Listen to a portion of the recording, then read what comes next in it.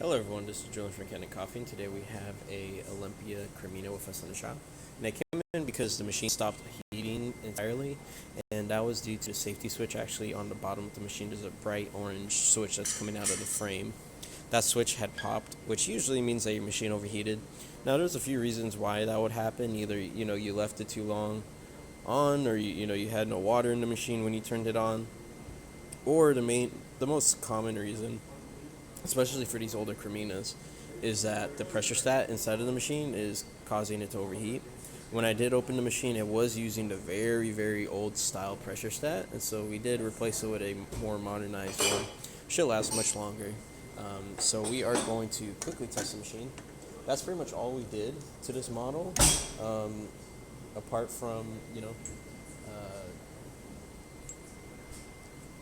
like cleaning it a little bit. So I just mainly clean the port filters out.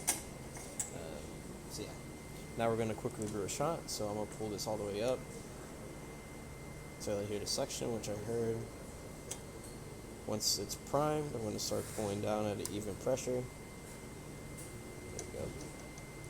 Don't worry if it runs a little too fast or slow. We don't calibrate our grinders to these machines. These machines do rely on, or really need, like a much more finer coffee grind, because you're brewing with a lot of pressure, both your hand pressure and also the pressure from the steam boiler when you do open it up.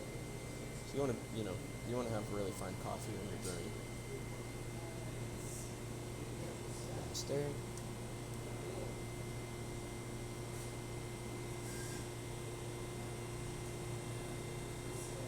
Beautiful. A little bit came on the right side, but that's just gravity. And yeah, that's about it for this repair. If you like this video or any of our other repairs on our channel, leave a like, subscribe, hit the bell. Thanks for watching.